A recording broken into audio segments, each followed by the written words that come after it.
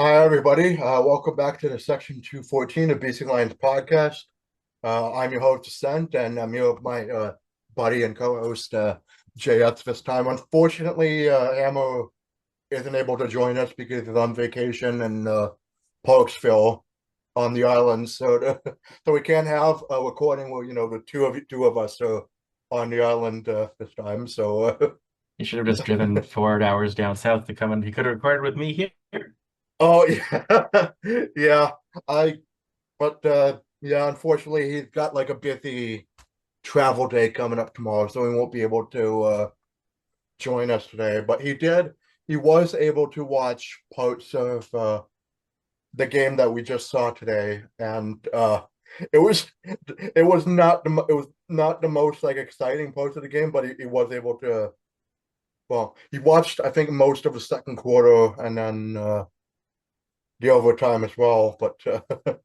Uh, Yeah, so I was able to watch the entire game front to back, and do you see like any wrinkles on me? Is my hair like gray yet?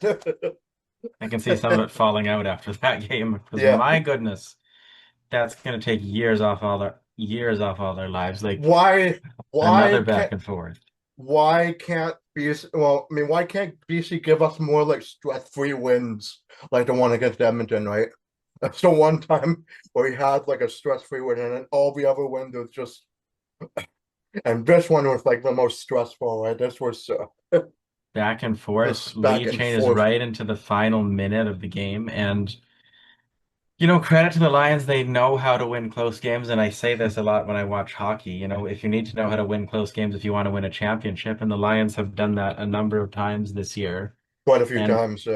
they've lost a lot of close games in recent years. A lot of their playoff losses were fairly close, but this year they've got, one, that's their second win in what I would consider to be a close game. They're four wins now. The only two that were not close were the games against Edmonton. Otherwise, they've been tight games the whole way through. Tight wins, well, against the Eastern Conference for two of them now. Uh, yeah, it's just, it is bizarre. It's just, half of our wins come against Edmonton and then the other half against like two of the better teams in the East, right? Quite literally. But the losses are the most important. But I mean, we don't want to talk about losses right now, but the wins, uh, yeah, like this, I'd say, much like the Montreal win, like this was one that saved our season again. Like, We I keep have to say saying that that. over and over. It feels like it because it feels like a few losses more, and the Lions could be, fully out of it. But this win, they gets them to 4-5 and keeps them. You look at the standings, it says they're only one win behind Calgary for second place in the West, but you got to factor in the games played there. More importantly, though, Mhm. it keeps them a full 2 wins ahead of Toronto and Ottawa for those last playoff spots in the East. So the Lions are currently a full 2 games above the playoff bar if you think about the crossover situation. And the good news is with this week's schedule, Ottawa and Toronto are playing each other. So that This time, means either one of them is going to lose or it's going to be a tie. So the point being you're not going to have both of them winning this week. So that's also good news for the Lions. yep, let's hope And for a tie. I would say, yeah, I'd agree with that, Yep. even though the ties totally mess up all our standings calculations. They are fun to have in there. Yeah. But then We were. I thought we might have gotten a tie in this game, but yeah. But we'll we get were to that in the game recap. But like we it's were we were talking about uh, that before the recording. The Lions lost a game in overtime last year against Hamilton. And yeah. because they lost that game, they finished half a game behind Saskatchewan. Because remember, Saskatchewan had a tie last year. Lions finished half a game behind Saskatchewan, and as a result, they traveled for the West Semi instead of hosting it. So the point being, ties can be important. And I will get off that. Both stop going down that rabbit hole now because I could go down that all day.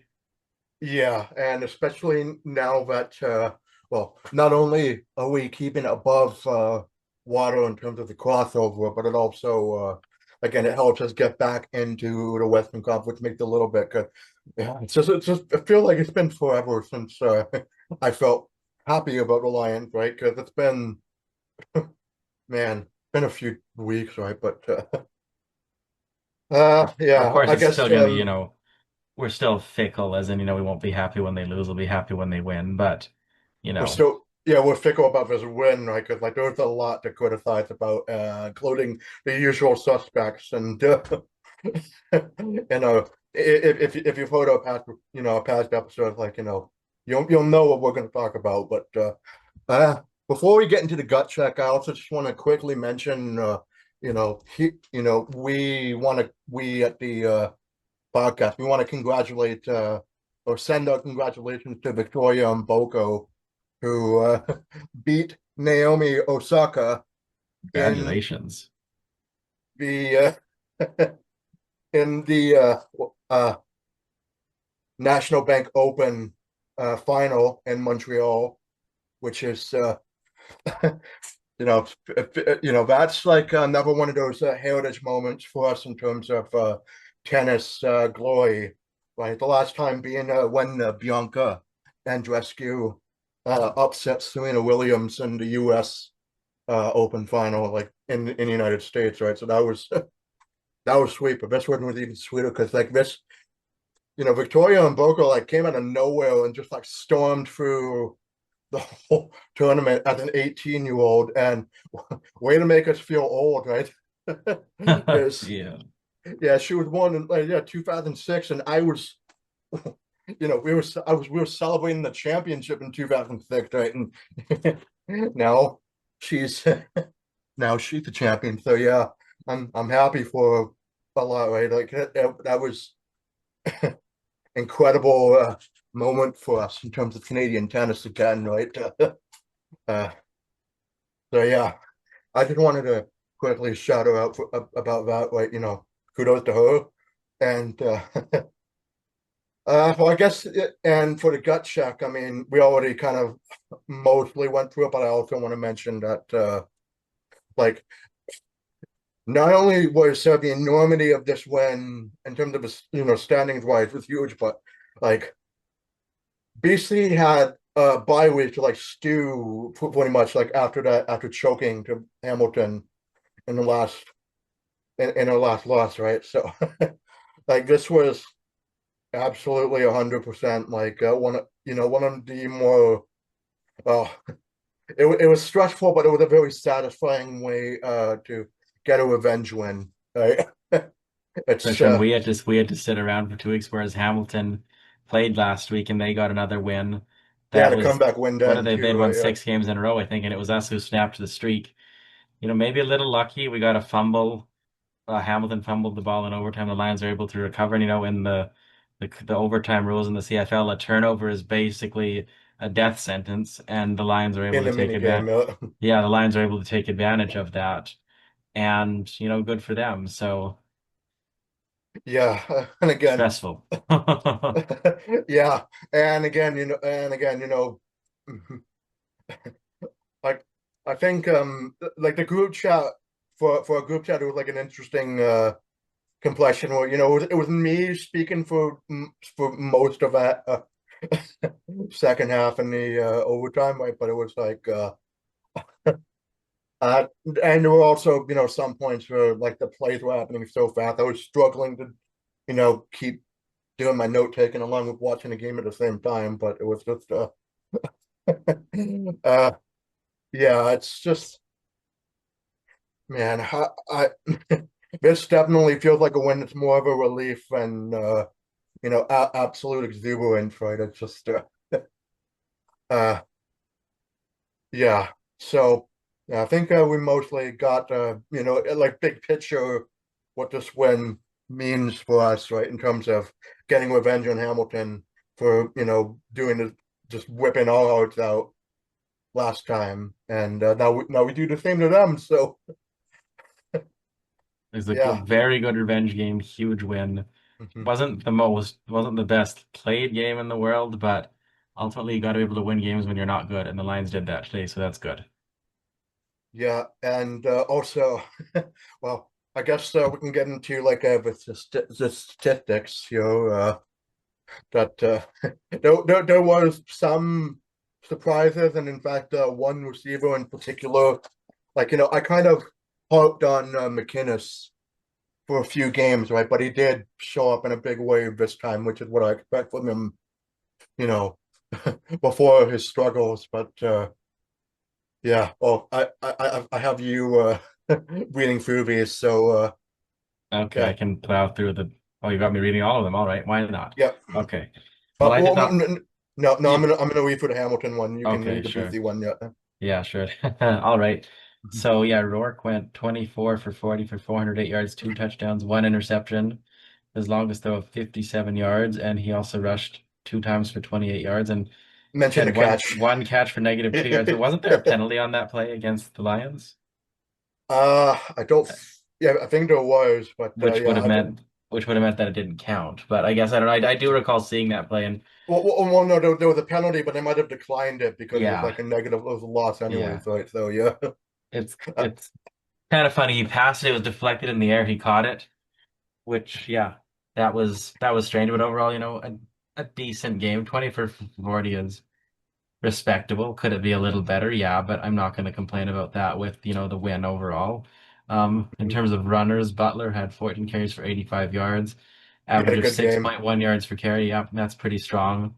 And he had four catches for 55 yards and a touchdown. So two touchdowns, one on the ground, one through the air, and Masoli had the one short yardage touchdown. I've been very glad to see them putting him in on short yardage rather than Nathan Rourke the last Yeah, few weeks. Much because as, that's what your backup QB was for, right? that's one of their roles, yeah. So good decision to stick him in there. In terms of the receivers, McKinnis had eight catches on 12 targets for That's yeah, 159 yards, but no touchdowns out of that. Either way, that's fine. That's an amazing game.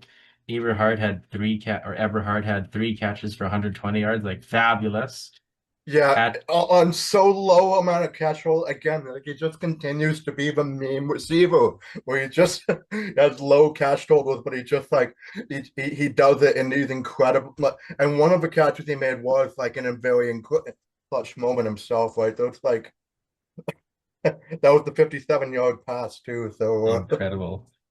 Then Keon Hatcher had three catches on 10 targets for 31 yards, so oh, respectable. Barry Hill, three catches for 23 yards. So these are just kind of fairly pedestrian numbers, but they come in the context of a win, and those key catches, even if they're not for a lot of yards, they still matter. And then finally, Katoy had two catches for 22 yards and a touchdown.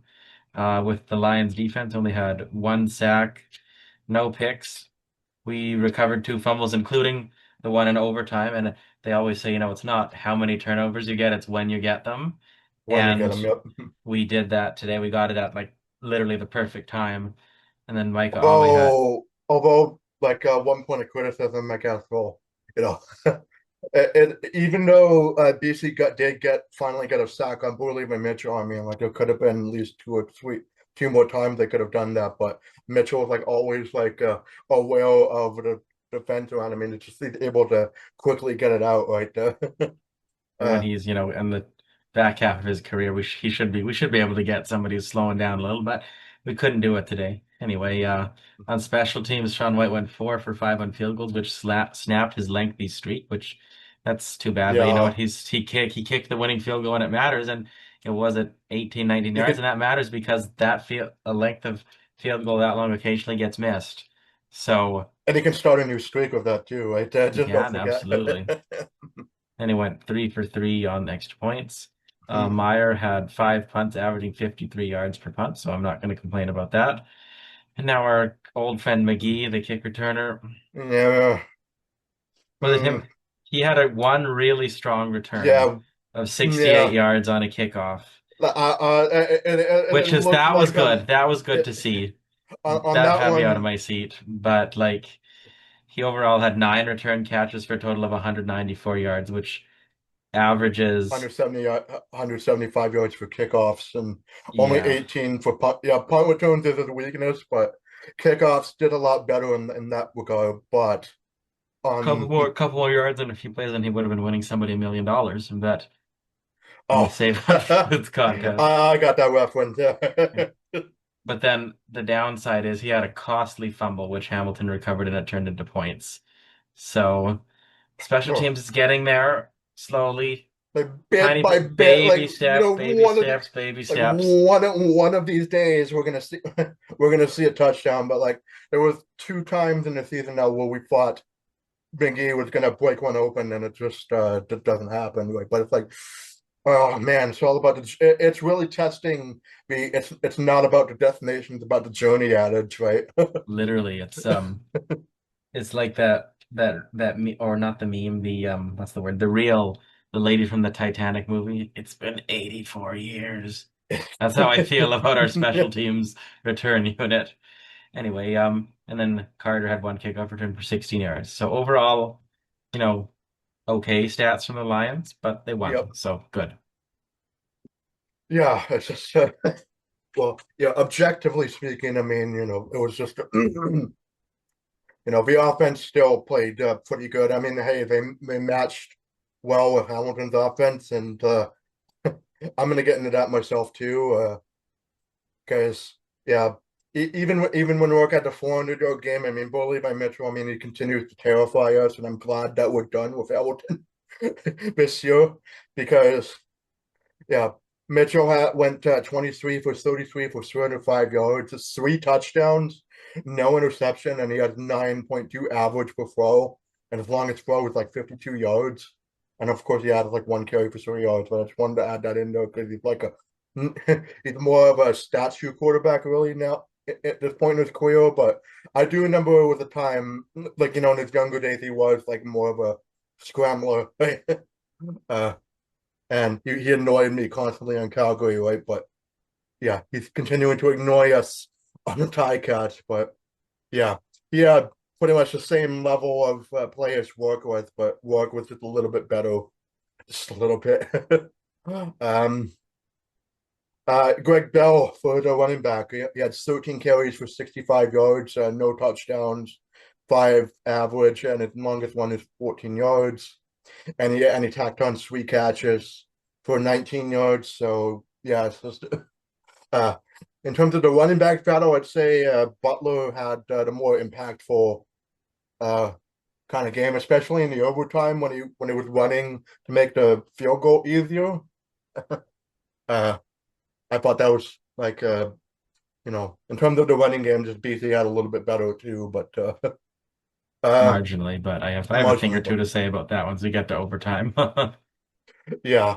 And then for the receivers, Tim White went 5 for 9 for 84 yards, no touchdowns, and 17 average, and as long as the 54. So, uh, yeah, he was. I kind of ordered them by the most yardage and impact, right? And the last game it was Keandre Smith, but this time it was Tim White that had the most impactful game. And then Kenny Lawler. Well, Kenny Lawler also had a very impactful game too. He had 4 catches on 5 targets for 82 yards, no touchdowns, 21 average, and as long as it's 40. And that longest catch of it, like that was an amazing catch, right? And I mean, it could have been challenged too, but Hamilton did speed the formation up so they can get the playoff. But The I smart play think, to do that. Rush yeah, rush the ball up. I kind of get the feeling that that play would have standed because I think but yeah, that was an amazing catch no matter what. And yeah, again, Keandre Smith, he's been the bane of our existence in the last game, but he went 5 for 5 for 46 yards, a touchdown, as long as it was 16. So yeah, he didn't have as much yardage in this game as the last one, but he still had the touchdown that yeah, glad to not see him anymore, hopefully. As long as he doesn't get traded somehow.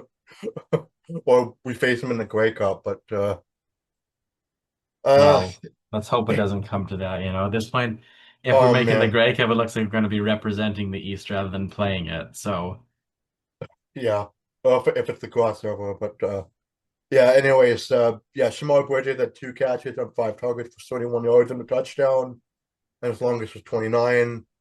I funny enough, I thought Drew Wolotarski, because there was a 3 Down Nation article that said Drew Wolotarski is going to be starting in this game, but I guess he wasn't.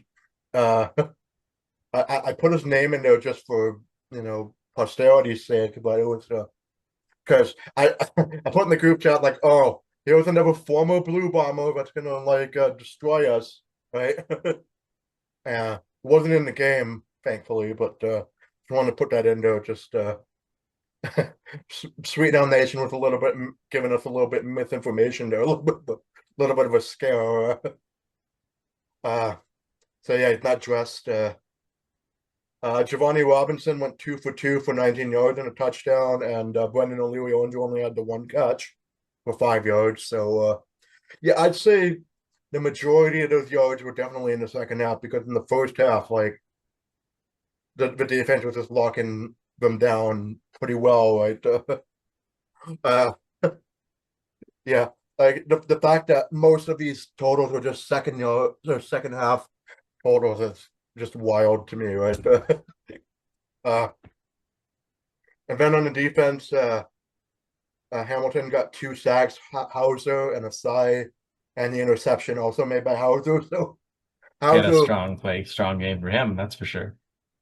yeah, well, the interception was kind of easy because Work kind of threw it like in nobody, right? It was just we'll get in there in the recap, but yeah, Hauser had a good game, and of course the fumble and the overtime, no turnovers on downs, and Ray Wilborn had 6 tackles, and the rest of the team had less than 4. And the same goes for BC too. They also always had 6 tackles as well. So, again, it was a shootout, so the amount of tackles was like pretty much spread out by different guys, right? Like everybody had tackles instead of a particular player having like 10 or 15, right? uh, and then yeah, on special teams, Legio, well, he also had a long field goal streak at 19 that was snapped there because he went 3 for 5 in field goals and 3 for 3 in extra points. So yeah, both kickers, they had their misses, but like had them. Oh, and it could have been like a 2 for 5, right? Because there was a doinked in field goal, but I threw my hands up. I was Just I was listening to that on the radio at the time, and the guys were so excited thinking it had missed. But then they realized, oh, it banked off the post, and then they spent the next 5 minutes complaining about their broadcast location, which I thought was hilarious. And yeah. well, yeah, that sucks. That's just bad luck. But the Lions had better If luck later in the there's game. So if there was any like if there was like a moment where I miss out on, like, if the TSN broadcast on my TV is out, I have to listen to the radio at least once. But literally, I can't because like I'm the guy that takes the stats and the notes, so like it's easier for me to watch the game and take the notes. But if I'm forced to listen to the radio, I won't mind doing that. uh so yeah, punter. Well, yeah, Constantino.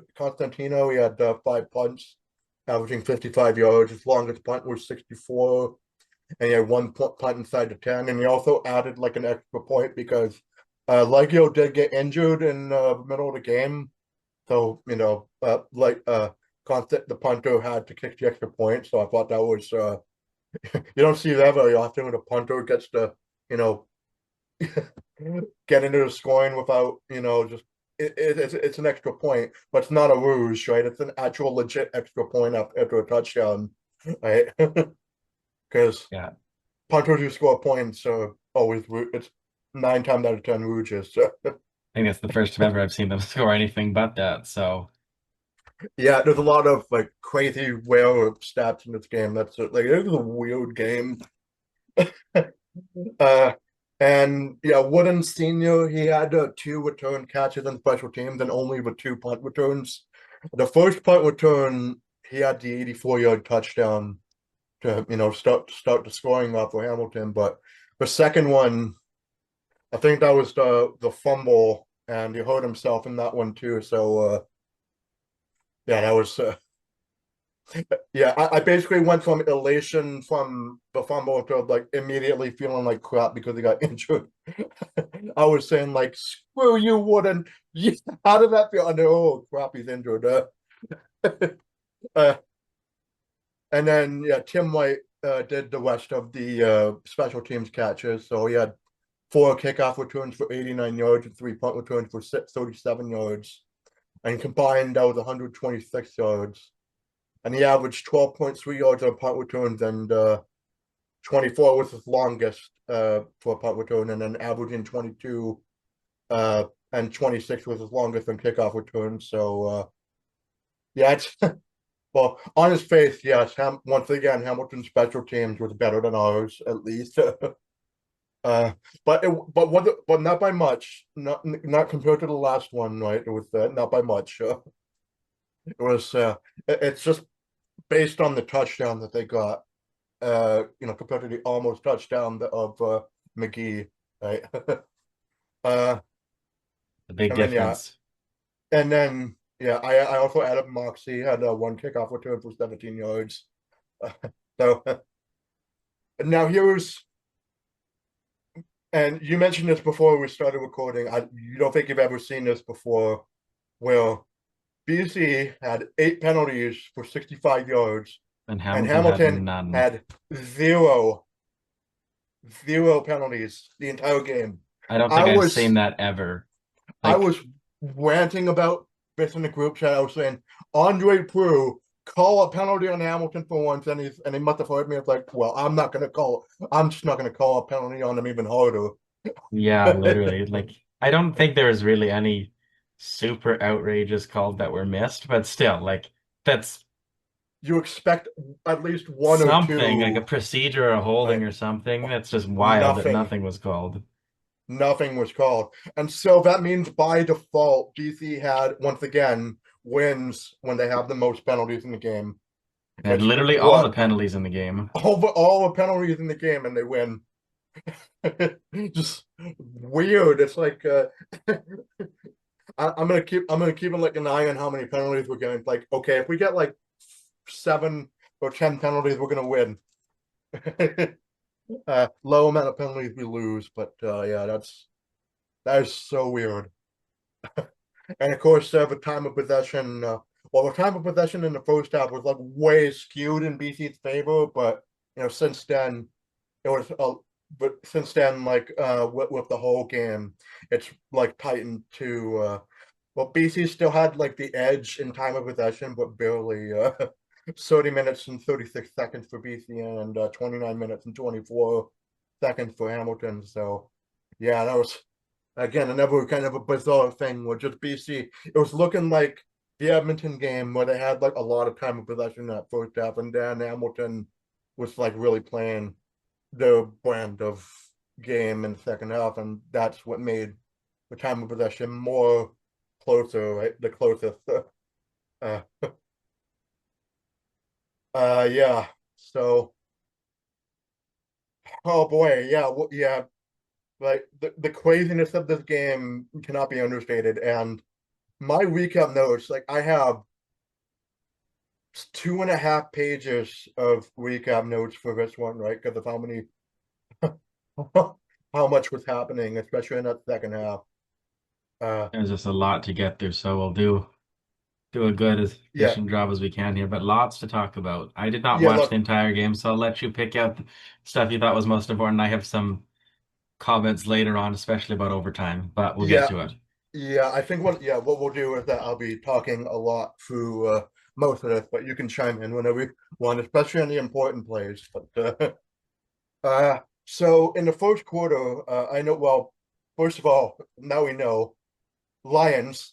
Please wear orange socks to every road game because because apparently you win in those, right? Because I made a note of that. So it's like just like the Edmonton game, like orange socks equals wins now. So so yeah, BC is set to receive the opening kickoff, and then McGee returns it to the 42-yard line. I was like, okay, that's decent. And Rourke throws to McInnes, taking advantage of his size to be able to catch on first down to convert for 30 yards like immediately. Like out of the gate, they just go in field goal range, right? And but unfortunately, Hatcher only manages 5 yards on a second down catch to force Sean White to nail the opening 41-yard field goal to go up 3-0. I was like, okay, okay, start. Mitchell gets sacked on second down after a move. Well, he was getting sacked and then he threw the ball away, and I thought that was going to turn out to be an incomplete pass, but there was a booth review, and it was determined that he actually was down by contact before he let the ball go. So yeah, he got sacked on second down, go 2-and-out. And then McGee only returns to punt at the BC 20. Schluger, which is a guy I met and the very first time I did the on visited the on tap recordings in the lower mainland, right? I He committed a procedure penalty on first down, and that contributed to BC going 2-and-out as Work nearly gets sacked. And he also almost threw an interception himself, but I was so nervous about ball deflections going into the other guy's hands, right? But it deflected incomplete, thankfully. Uh, and then this one, Wooden Senior immediately like takes it all the way to the house on shoddy special teams coverage on a 60-yard punt return touchdown to Because of instantly course take the they do. lead. Of course they do. Why can't we have good things? Only they can. Yeah, yeah. It was at that moment it was like, oh, of course they get a special team touchdown and we can't, right? It's just a law of the universe. We're just they're allowed to get special team touchdowns and we're not, right? uh yeah, that was a really bitter pill to swallow on that one.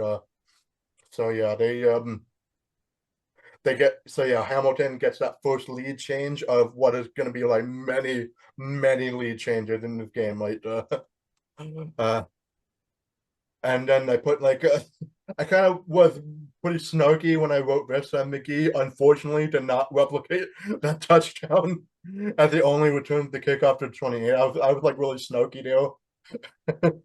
uh, I'm sorry, it's just the way it is, right? Um, Berryhill managed to barely convert the first down on a second down pass, and then Work. This was a pretty good play by Work because he avoided multiple sack attempts on second down, and he scrambled for a first down to the Hamilton 53. Right, Well done on that's that one. That was a really impressive play. that's one of my favorite aspects of Nathan Work's game. It's just his ability to avoid sacks, especially. Well, now it's like the NFL preseason. Like remember that when he went viral for avoiding those sacks in when he was on the Jaguars, he threw that touchdown. Like that's how magical he can be, right? He didn't throw a touchdown in that one, but yeah, he still avoided and ran for a first down, and then Work dumps it out the right side to Butler to convert a first down for about 17 yards. But this was a point of frustration because on second and short, BC is called for procedure to make it 2nd and 8. I'm like, oh, I hate that. It's just uh, like needless procedure penalty when you're this close to a first down. It's just annoying. Katoy did claw the yardage back on a short pass, but the penalty proved costly as Sean White is trotted out to kick the 35-yard field goal to shorten the tie catch lead to 7-6. So yeah, I mean, having a field goal in, so I shouldn't be like too mad about it. But again, it was just like it was an opportunity to get at least make it a little easier. I would make it a little easier for White or get the touchdown. But again, still made it a 1-point game. BC's defense sniffs out, but like Hamilton tried a trick play where it was just like tossing the ball backwards, like it was one of those crazy trick plays. But the defense snuffed out that pretty quickly. It was only a gain of 2 yards, and then Mitchell throws incomplete to Lawler deep, which wouldn't have counted because there was a hold. Oh yeah, there was a hold. There was a holding penalty called on them, but it was declined. So if had Lawler caught that ball, then there would have been like one penalty on Hamilton. uh, So that makes the stat yeah. a little bit more nuanced, but I think it would be interesting, if they included a stat for penalties that were declined, because that's a relevant factor in the game too. I think that's something they should consider doing. Yeah, well, at Just, least because I just, get my stats from the CFL website too. So yeah, of course. I yeah, I wish I can add that. Well, they're adding just like that inside the 10 punch stat that they just added this year, which I appreciated. Yeah, they should start adding like penalties declined at least, right? Because it is important. Uh, so yeah, despite the two and out, McGee once again returns the punt to the BC 19, and then had to convert on a quick hitter to the left side for 15. But Work overthrows Butler on a scramble on second down to force him to punt. And then here, like, well, this was like Hamilton screwed up first in special teams because Wooden fumbled the hard punt and the Lions recovered it on the Hamilton 37. So I was like, initially, I was like very jubilant. I was laughing at Wooden, like, ha, ha. Like, how did that feel now? And then he gets injured, and then I immediately felt like crap because he got injured after that. And it turned out to be an arm injury, so it's probably going to be out for at least 4 games at the most. Um, so yeah, yeah, despite me being happy from the ball, I do hope he's okay. He'll be fine. And then in the last play of the quarter on first down, Work throws incomplete to Burial. And I noted that BC's time of possession in the first quarter was like it was crazy. It was 11 minutes and 49 seconds with and Hamilton had no passing yards, and yet it was like a 1 point lead for Hamilton, right? Again, just the one special team touchdown. And it was just like it just resulted in wacky quarter stats like that where BC had the time of possession, but they don't have the lead. uh, and it'll continue in the second quarter because, well, first of all, they made a big deal about Shai Gilgeous-Alexander, who was the NBA MVP of the league, and he was also a champion with the Oklahoma City Thunder. He was also a Finals MVP in that game too. So that game 7. So they honored him before the second quarter started. You know, it was nice to. It's not like an everyday thing with like an NBA MVP of the league in a CFL game, right? Like that. I have never uttered those words before, right? You would never think to link NBA MVP and a CFL game, right, in one sentence, but it happened today. Yeah, that So was funny. The radio guys were talking about that too. Thought that was interesting. yeah, although I'm sure there might be like some old Seattle Supersonics fans that are also BC Lions fans that do not like that an Oklahoma City Thunder player is being honored. Right? uh, it's still a deep cut for Sonics fans, right? But uh, yeah, so yeah, Gilgeous-Alexander honored, and then once the second quarter got truly started, Work gets gang sacked on second down for a loss of 8. And here, like, I had to bold this because this was like big, like, no, because normally I feel comfortable at any distance that Sean White is taking a field goal, but yeah, this time he had a very rare miss because he missed his first field goal attempt of the year. So it was from 45 yards out, so it was a pretty tough one, but yeah, it broke his consecutive field goal streak, made it 31. And yeah, well, the Hamilton kick return and White only returned the miss to 4 yard line, but yeah, I thought like Could that have given man, up the should have given up the rouge there, but he didn't, yeah, and it worked out. It worked out for them ultimately because they got some penalties and got the ball out of their own end a bit. So, exactly, but it was and still a yeah, risky decision. whiskey's, yeah, and again, it's just he's Sean White's still like one of the most accurate kickers in CFL history, right? So it's like if he's missing like one out of every 31 pounds, it's like, oh my god, that's incredible, right there. I just hope that the next time he misses, there won't be like a game-winning situation, right? But knock on wood. Uh, and also, yeah, on Tigers ensuing possession, illegal contact is called on Peters over Lawler on a first down incompletion to caught 10 yards. But Hamilton doesn't go any further because there was a solid stop on second and short to force Hamilton to punt. Uh, McGee returns to punt to the BC 45, but then and then here I thought it was the end of the play, and he did get thrown out of bounds pretty heavily. Like I thought there was going to be a penalty on Hamilton there, but no, there was a penalty called on him because of course there is, right? On their say what the penalty called on him though forced BC back to the 30 yard line, and then there's procedure because one of the offensive linemen, Una, was not checked in. Right, so that's like a unique kind of way to get a procedure penalty. It was if he didn't check in, so the team gets penalized for that. That was more like a team foul than a player foul, but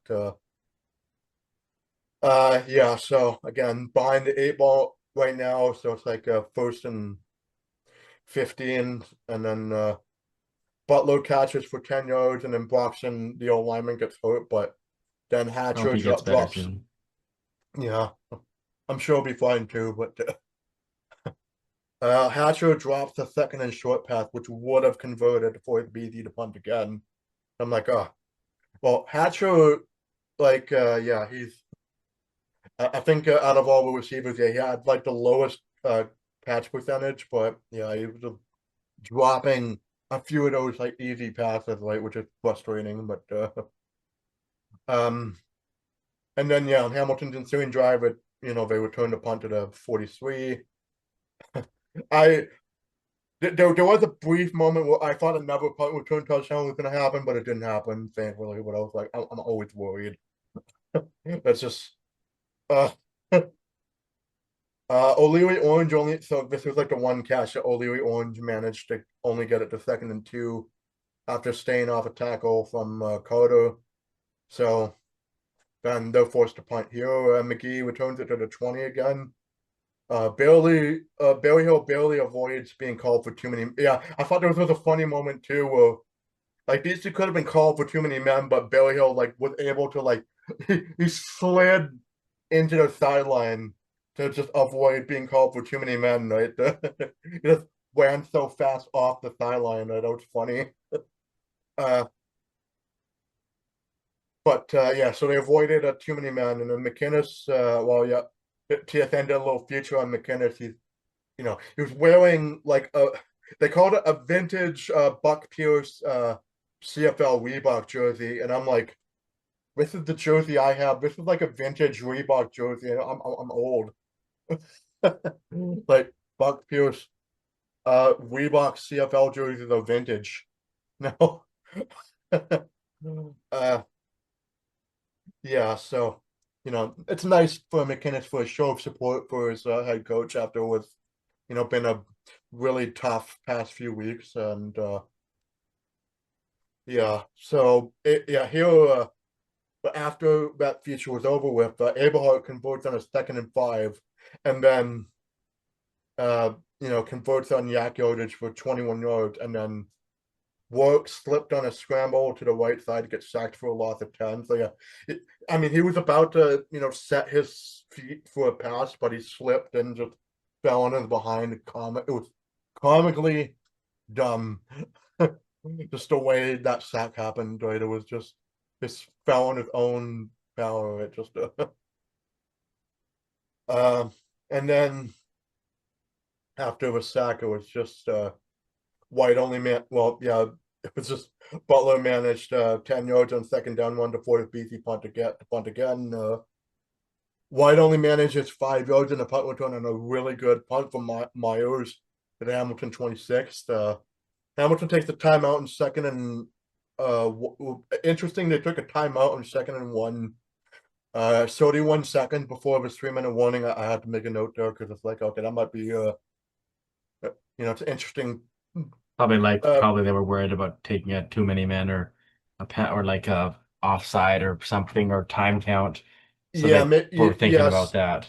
yeah. Sometimes penalties happen on second and short, right? So I guess they might have saw something there. I didn't see if there was a penalty about to happen, but uh, moot point because Dolagala converts on short yardage anyways, and then there was a 5 yard one up the middle. The 3-minute warning occurs. And then after the 3-minute warning, like Lalo burns the defense. He converts out of a slot on the right side of the field with a catch for 24 yards. And then Smith catches and runs to the left side for 10 yards to convert. And then Mitchell with like all, well, well, Mitchell had like all the time in the world in the pocket. Like, once again, BC's defense didn't have any pressure on him in this time. But thankfully, Mitchell threw incomplete because there was everybody was covered.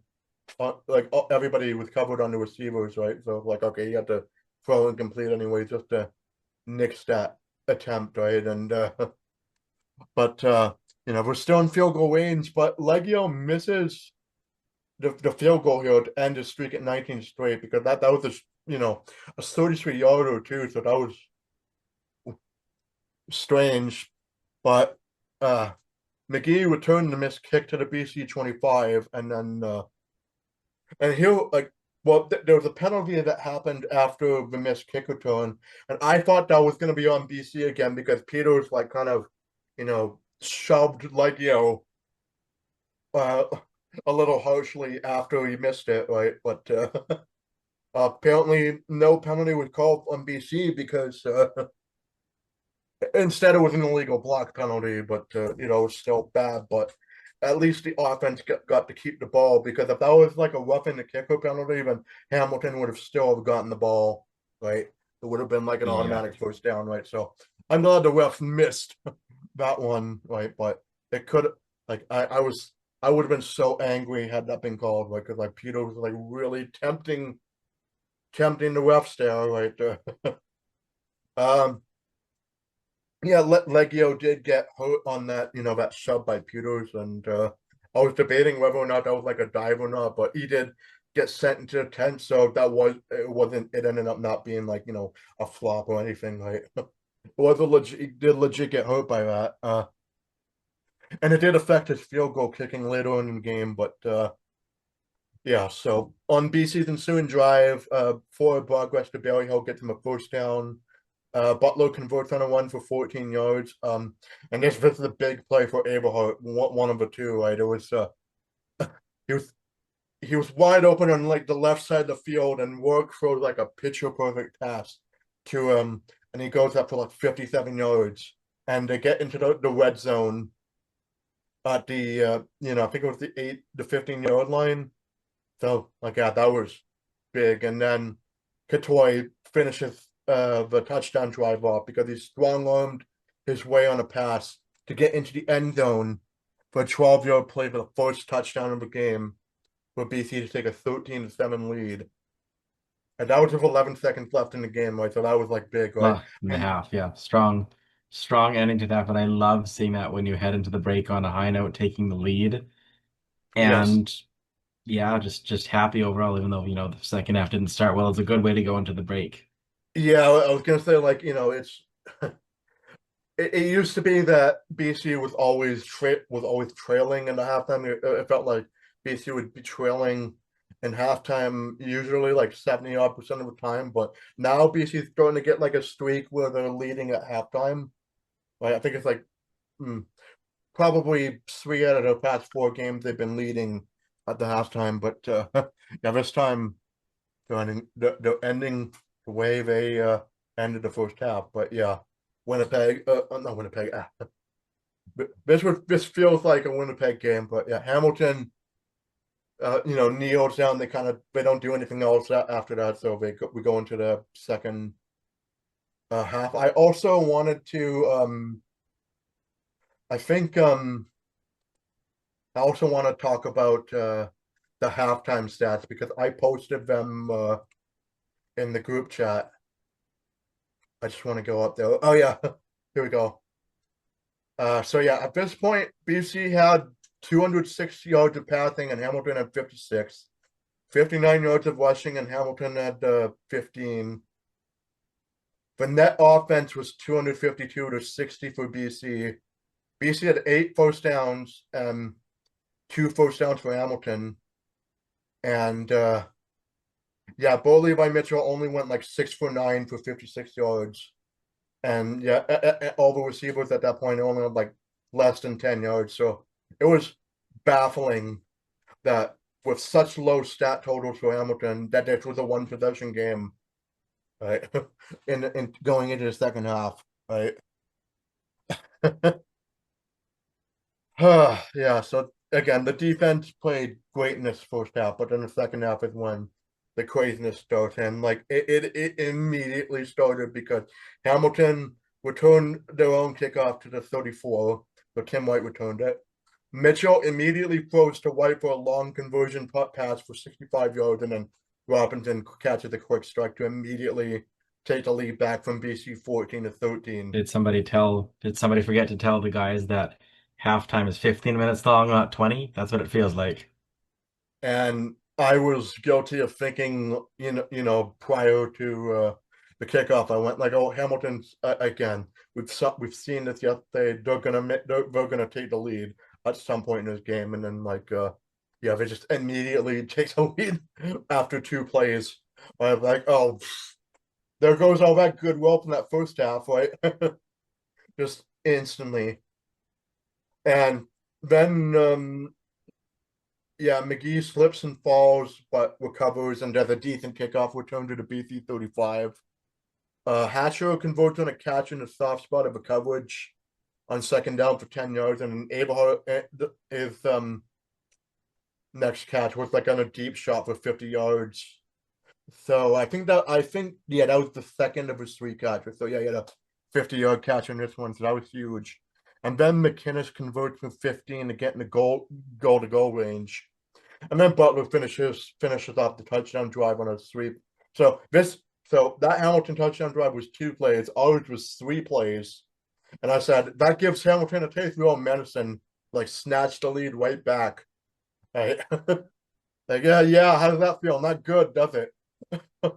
I was like puffing my chest out, I was like beating my chest and going like, how's that feel, Hamilton? Yeah, I was yeah. Little I know the rest of the game would happen, like stressed me out further. But again, 20 to 14 lead, and we're feeling good. And then White returns the kickoff to Hamilton's 37. Always stymies the run, but it was enough to convert anyways on second and short. Covington is then down injured. Like that's there was a couple of D linemen for BC that went down the injury.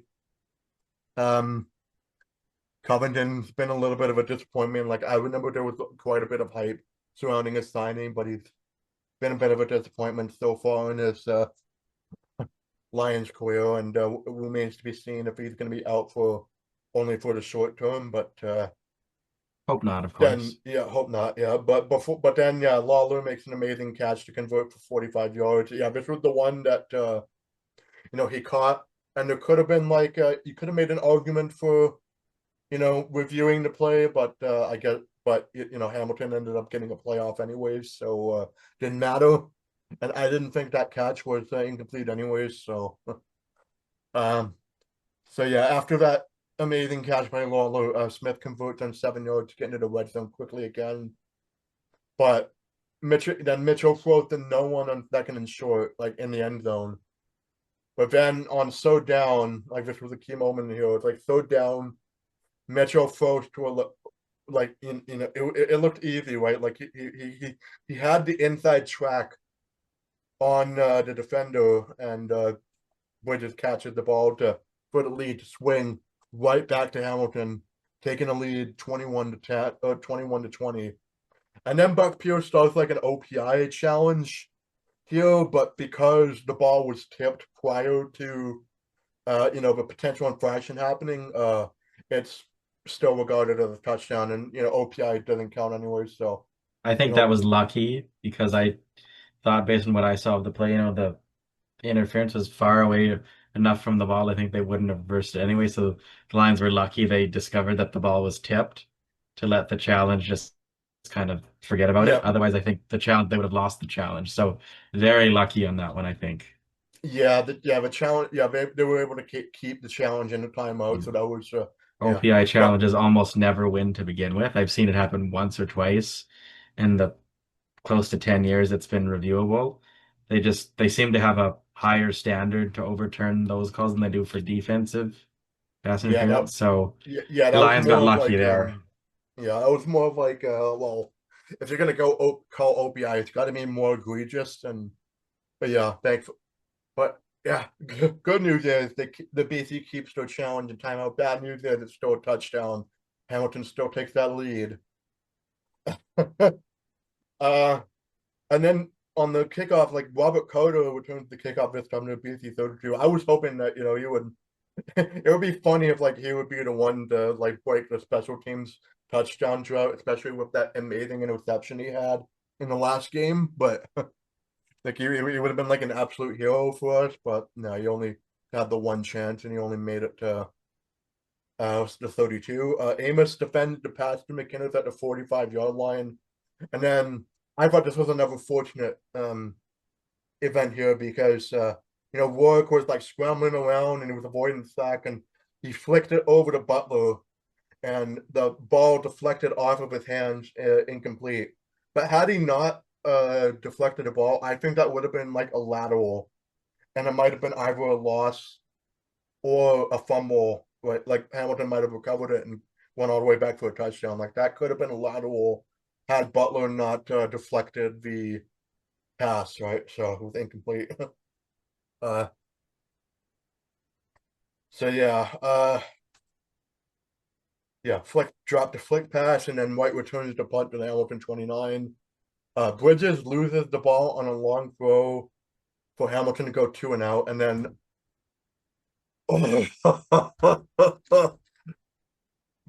McGee bobbles the punt and he fumbled it straight to the Ticats at the 15-yard line.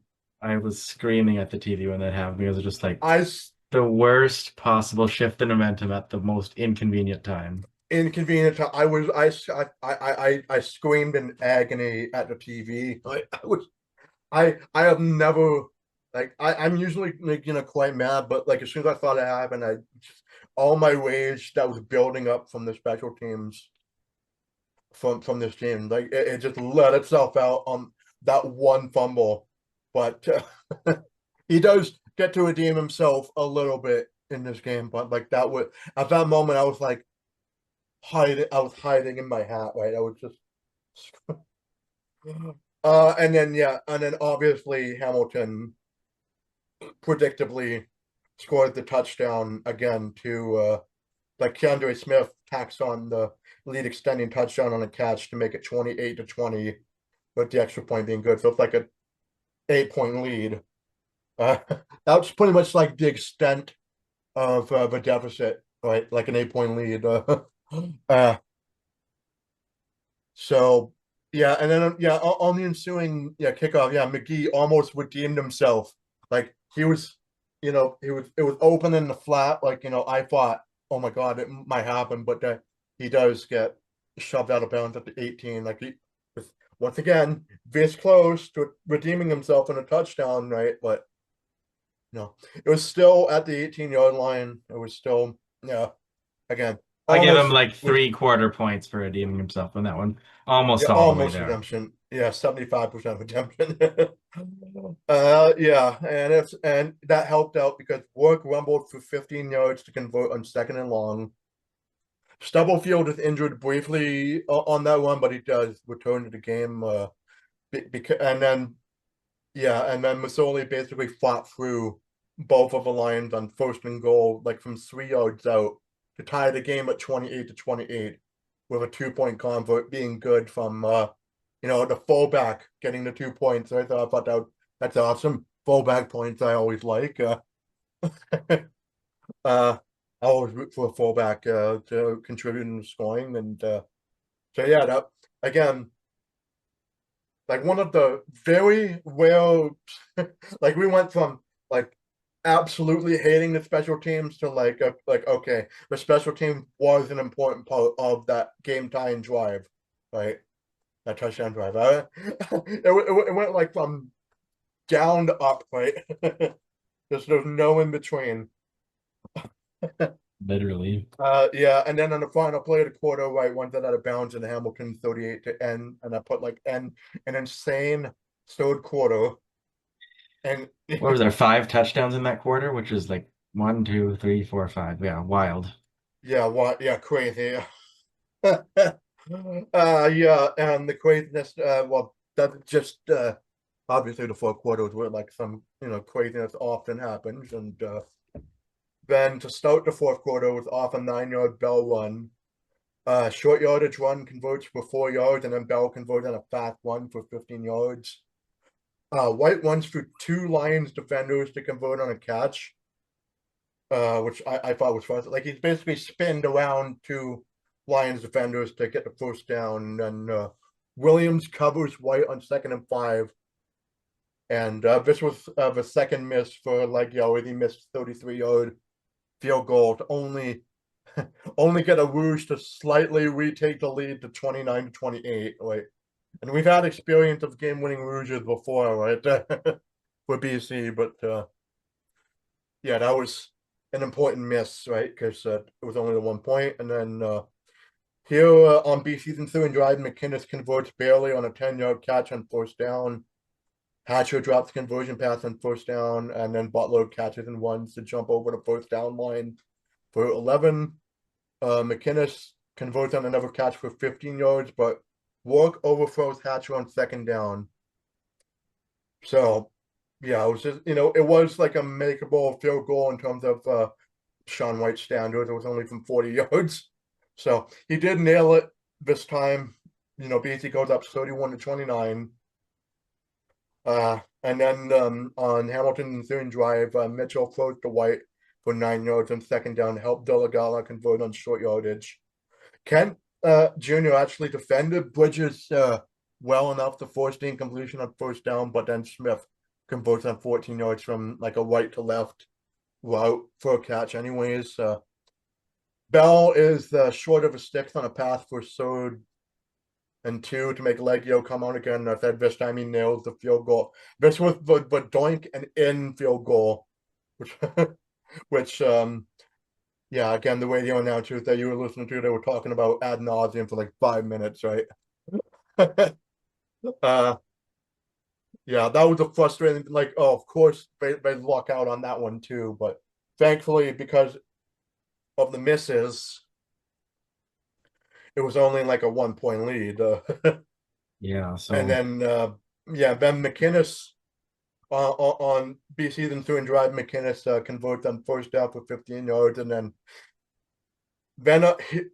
here's where I thought the game was like 100% over I did too. Rourke got picked off, and I could by hear that. Hauser. I was listening on the radio at that point, and like radio guys were just like totally devastated. And Defeated. I basically gave up at that point. Got in the lineup to get ice cream here because went up to get some ice cream, and This is like I a kept watching it 49 and like below. 49 below. I didn't have any faith the Lions were going to come back, but luckily they did because the Lions, forced held them to just a field goal. Mitchell threw incomplete on second down, and then yeah, so then Hamilton went Yeah, up 35 this to was huge. 31. Went up That was huge, right? 35-31, yeah. That was huge. That was a huge trouble. Like they could have, well, I mean, yeah, Hamilton could have taken a touchdown. Then it would have been like really over by then, right? But they kind of got like two locks a day ago. They only got the field goal. Again, it was kind of like an antithesis of our game where we had the chance to ice the game late in the fourth quarter, but we didn't do it. So Hamilton had the chance to ice the game here with a touchdown and didn't do that. uh, yeah, and yeah, again, fortunate for us because Ben McGee returns the kickoff to yeah, the 40-yard line, but a holding penalty forces them back to the BC 25. Rourke scrambles right and gets the ball to McInnes, who converts for 20, and then here's where the funny, Rourke has a catch for -2 yards. uh yeah, it was a -2 yard catch for a loss on third down, and then McInnes and then this was clutch. Like McInnes had a clutch third down catch for 45 yards, right? I was like I was preparing for the White lose, right? But that was like a massive catch for McInnes for 45 yards. And then there was an injury timeout for Hamilton for Osai. And then uh I noticed that Rourke was getting like a little frustrated because like he was like I know that he wanted to, keep it going, like keep the drive going. He wanted to like do no huddle and just to wear out the defense, right? But because of that injury timeout, it gave the defense some time to rest. So in that moment, it was a little bit of a frustration thing for him. It was like, oh man, I had him on the ropes, right? But thankfully, he's still, timeout or not, Butler runs and converts for 11 yards with no infraction. Like, well, yeah, he converted on for a first down, and then like a flag came out, but then on the There approved, was a and it said lengthy like discussion. They decided not to call anything, which, at that stage of the game, thank goodness. I was so terrified that I was going to go against the Lions, right? Like the way the game was going, right? But yeah, nothing ventured, nothing gained, except for that first down. And then Butler catch with like like an absolute strike from Rourke on a pass with 38 seconds left in the game to make it a 3-point lead for BC because of the extra point. So that makes them go up to 38-35.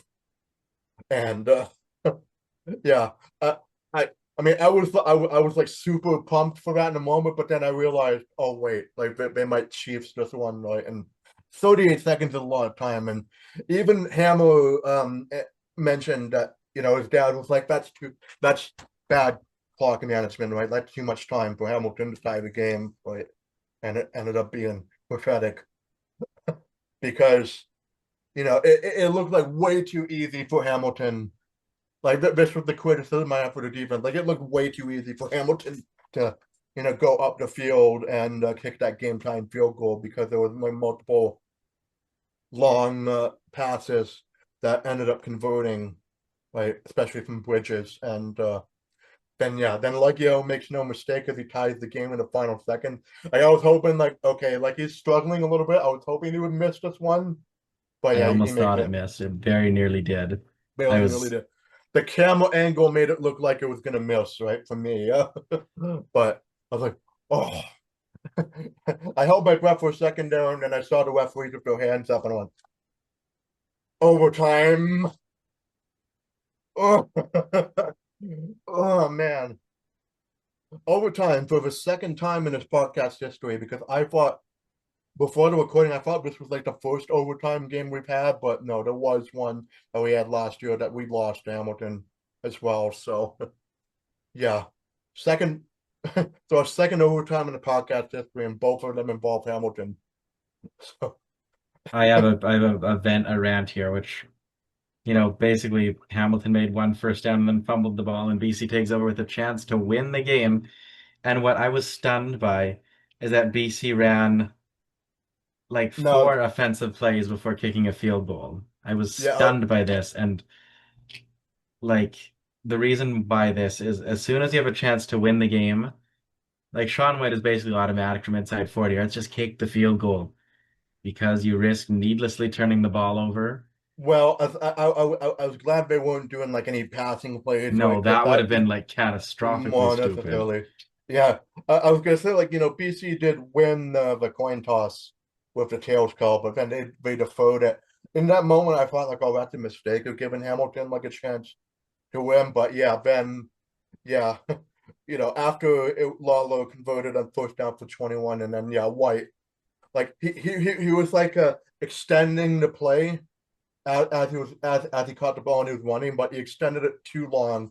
It was the ball was punched out, and yeah, BC recovered it, and now it's like the golden opportunity to win. And then yeah, as you said, like yeah, Butler was running it a bunch of the times, and like you had the criticism for that, but me, I was like, I don't mind that. Like I'm I'm like Butler was pretty sure-handed when it comes to running into the game, right? So I don't mind making it easier for Sean White. Although even I guess he would a rouge count as a win if it was a miss? I think so. Uh, that would have been fun. That would have been funny if it happened. But yeah, thankfully Sean White dispelled that notion and yeah, easily booted the game-winning field goal.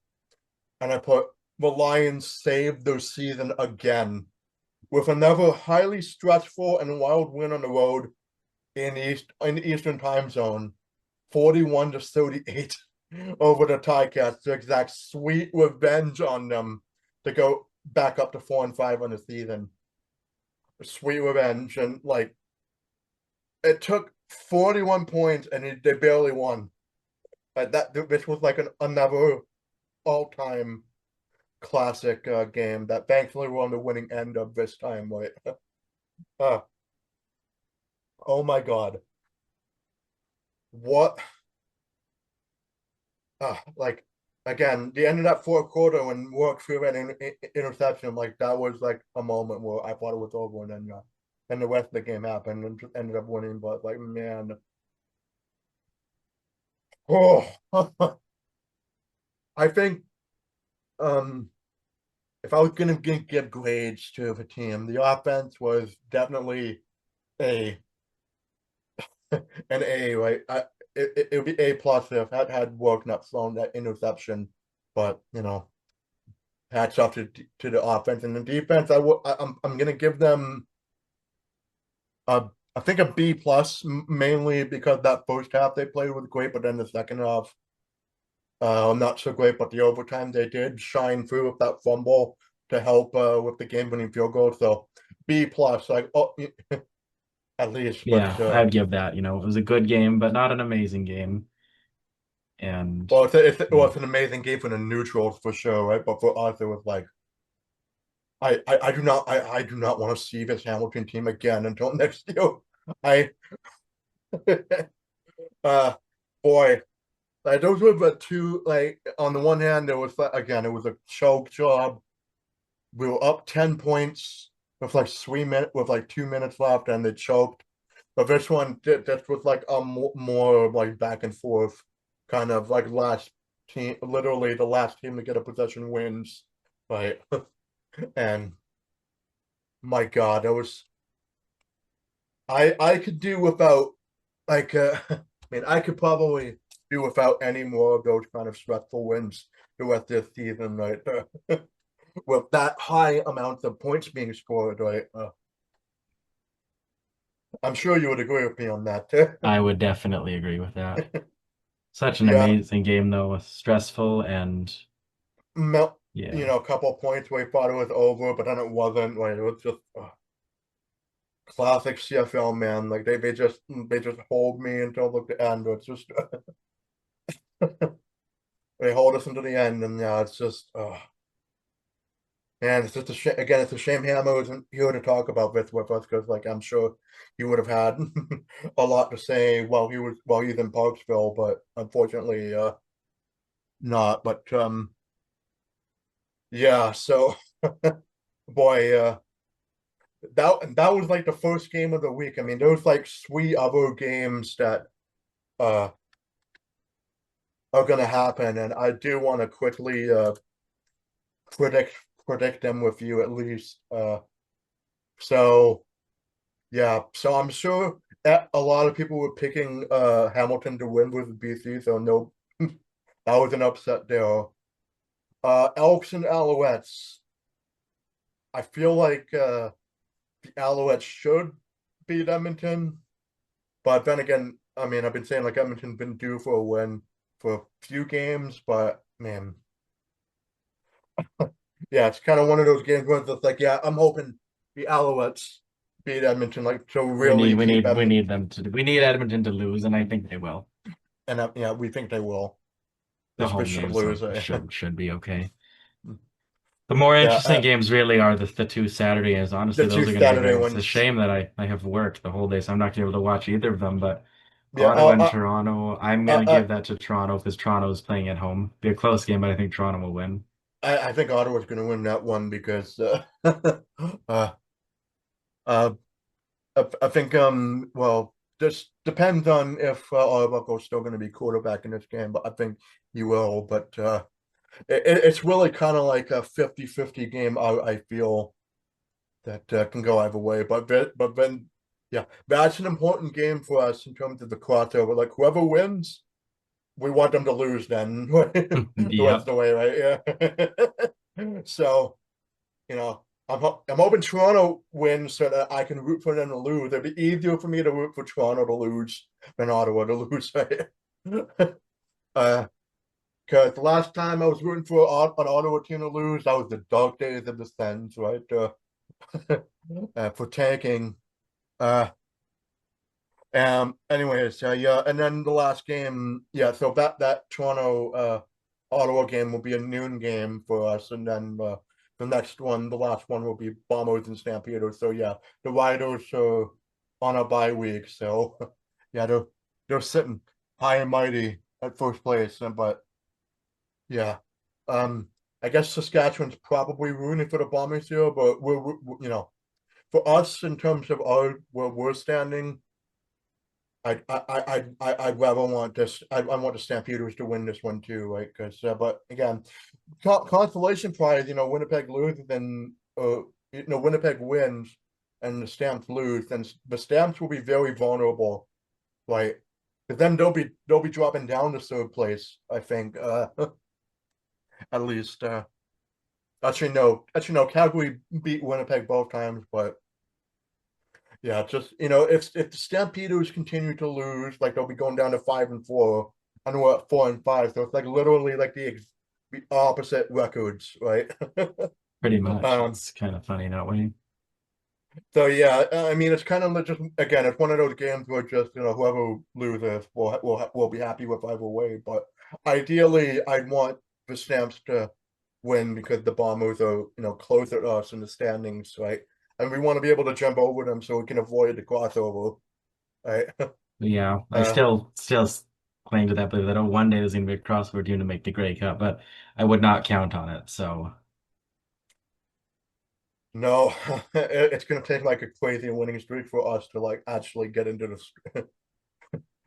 the hopes of hosting a playoff game for once. But I think it can still happen. But it's just we need Winnipeg and Calgary to be losing games down the stretch, right? Uh, so it's kind of a distant dream, right? Uh, yeah, and then of course, yeah, next week, so next week's game that'll be against Montreal. That'll be on the Saturday. So yeah, it's an episode for us on the Friday, and you're not going to hear from us until like Sunday, really, considering the amount of time it takes from the episodes to kind of render in my editing program. So a bit of a rest for us. I will not be around next week, so I will be back yes, in 2 weeks. Be closer to 2.5 weeks by the time we record, but you and Lucas will hold down the fort next week, and I'm sure it'll yeah, go okay as long as the Lions yeah, win. yeah. Oh, and Hammer might be. He's kind of like 50-50 on whether or not he wants to attend the Owls game, but yeah, it'll be just another two-man episode next week. And I also mentioned in the group chat I am going to be. I do want to keep a tally of like how many participants are in our episodes, and so far it's like this year there's definitely been a lot more two-man episodes than all three of us, right? And there's also like just me for the first game, right? Uh, so seems like every year there's probably going to be a game where it's just going to be me recording, right? But I'm yeah, it's just going to be me and Hammer for next week's game, and it'll be yeah, you'll be off to what was it, Cultus Lake? No, Yeah, that's the yeah, plan, but that's the Cultus Lake, plan. yeah, Yeah. yeah. My family's been over to Cultus Lake before, and I was like, yeah, I've never been there though, because I usually I'm not up to go to lakes because I hate mosquitoes and the bugs that fly around, right? I'm not a fan of that, right? And I don't really swim anymore, so uh, there's like no reason for me to go to a lake really. Uh, Yeah, well, hopefully it can, have a good week next week and maybe me not being there will be good. His Lions tend to win when I don't watch. So and the Lions also tend to win when they have orange socks as well. So I hope they keep that up at a home game, and also also against the Montreal Alouettes, and they've lost to them at least like once or twice in 25 years. at home. So it's like they will absolutely like it is insane. Like with the teams that Montreal puts out, especially in the Calvillo years, they cannot beat BC and BC plays ever. Right? It's bizarre. Like we just have this insane domination streak against them that I hope continues this year. But I mean, we did it to them on the road, so the vibes are good for BC right now, right? Like we had a much needed revenge win against Hamilton, and I just hope it continues for next week. It's Montreal. Yes, It's probably looking for revenge for themselves after we beat them on a walk off field goal too, right? So I do. yeah, so yeah, that's pretty much gonna be it for us for today's episode. Uh, our socials are in the description box. So we got our Twitter, our Blue Sky, our Instagram, and you can like, comment, and subscribe to our podcast for more stressful recaps of Alliance wins and or depressing losses, but hopefully more wins than losses. But uh, yeah, so you can do that, and also you can reach us on our Gmail account. You can email us at section214@gmail.com. So at SECTIONTWOFOURTEEN at gmail.com. And yes, yes, we can, we had a relaxing bye week, but, we can relax a little more with like a sort of half bye week with that Thursday win. So, yeah. So, yeah, hopefully, all three of us will be around for a future episode, but it's going to be like two-man episodes for next week as well. So, yeah.